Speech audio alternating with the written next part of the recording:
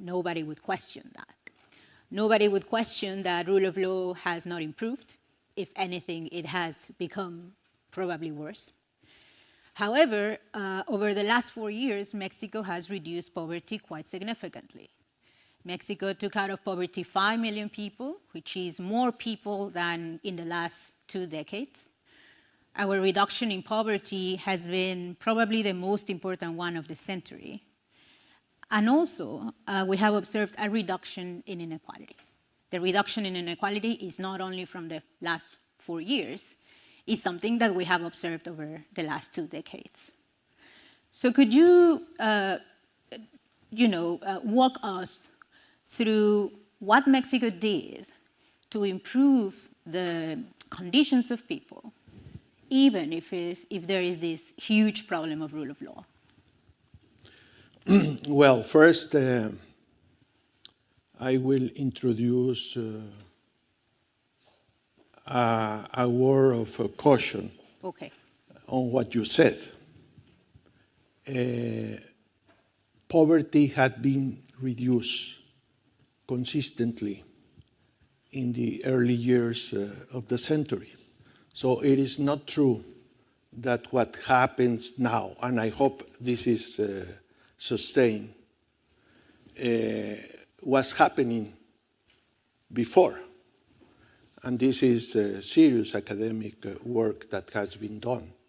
I think you are making reference to the recent Coneval studies.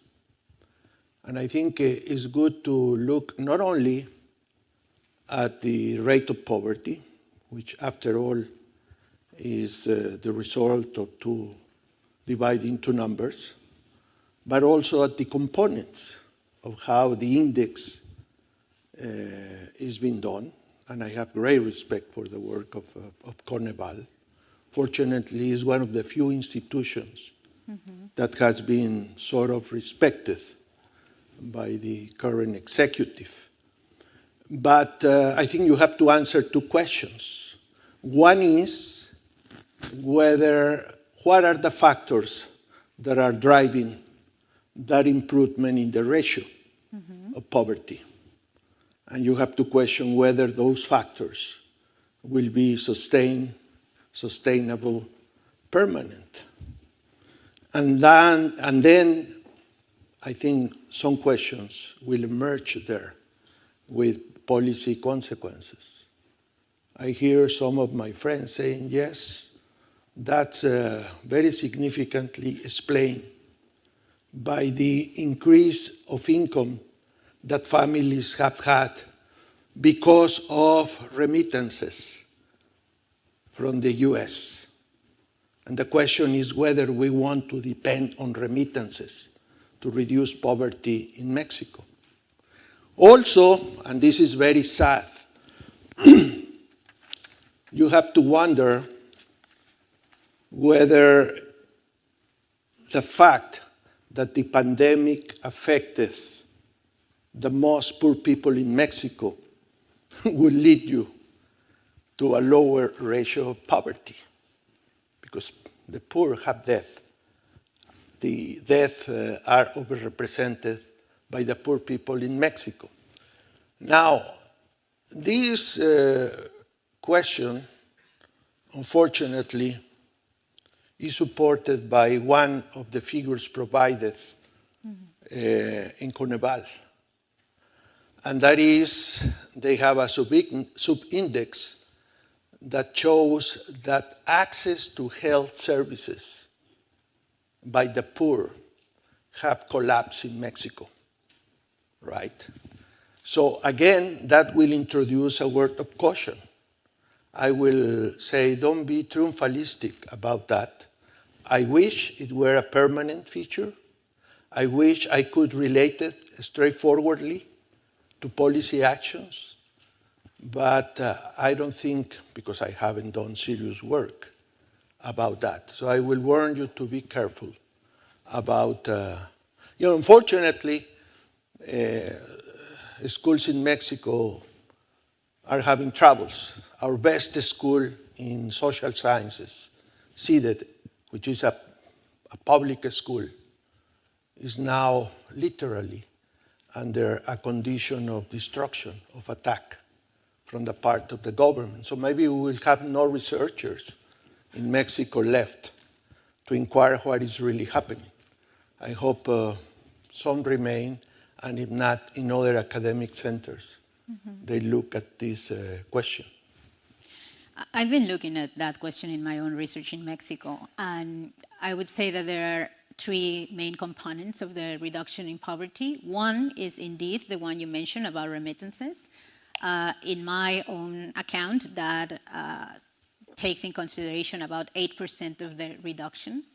Then you have social programs, particularly cash transfers that have increased with this government, actually have doubled with this government. It's a very controversial policy because even if social programs have doubled, the total amount of spending is not very different from 2018 or from 2016 or 2017. So there has been a shift basically from providing services to providing cash, and that has improved the income that people own, so that reflects on the measures of poverty. But the most important one of the components is income, and is how salaries have increased. The minimum wage from 1977 in Mexico to 2014 diminished in 75%, to the point that in 2014 it was impossible to buy the basic basket of consumption for a full-time worker in Mexico. Now, over the last few years, the minimum wage has doubled, and it seems that that has been one of the main and most important drivers of the reduction in poverty. So my question would be, going into income, particularly labor income, what do you think Mexico can do to improve income of their workers? Knowing that, and I want to caveat this because this is an important academic debate, knowing that productivity of workers has increased from 1994 to today. It hasn't increased in the last 10 years, but it has increased since the 90s. So why do you think the worker has been incapable of capturing the increases in productivity that has happened in the Mexican economy? Well, first, again, Viri, and I hate to, let's say, to try to teach to a Harvard person, because I'm a Yale. But I will curb your enthusiasm about making reference to the minimum wage. I think it's great if they were increased.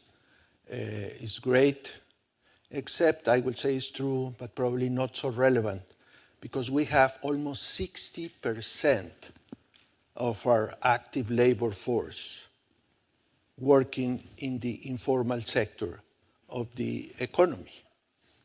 The minimum wage is relevant for the formal sector of the economy.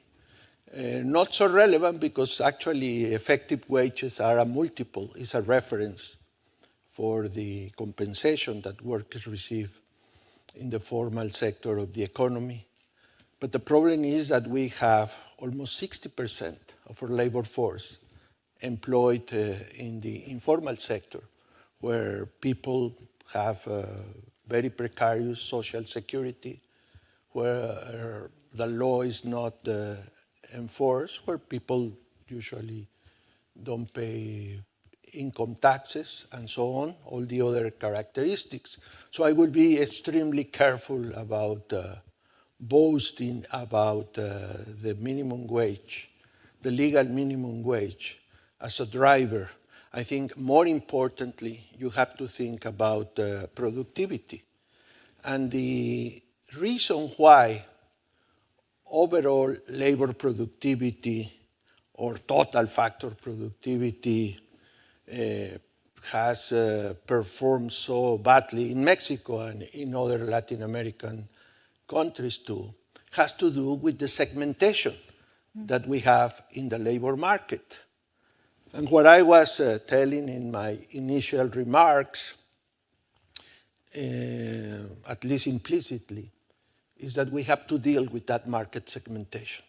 I think we have to look at the underlying conditions that cause that segmentation and that causes this macroeconomic result of very low labor and total factor productivity. And my suggestion, and it is not me who has elaborated that, is more that of Santiago Levy, you know, the guy who helped me to do the Progresa program, the conditional cash transfers program, which was the first in the world, and which, by the way, helps a lot to explain the reduction of poverty in the early years of the century in Mexico, and had no clientelism objectives, and that has been well studied at your university and also at MIT and others. Well, what Santiago has said is, you know, we simply have to evolve into universal social security with all its implications. It should not be making any difference whether you are a worker in a small enterprise or you are a worker in General Motors. We should have universal social security, and you should have portability of your benefits between jobs. And that, I think, will be the way to have a more efficient use of our most important resource, which is human capital. But that, of course, entails very significant reforms that will encounter significant political difficulties. I was suggesting, however, that it is possible to think about big bargains in which the social contract could be established in those terms.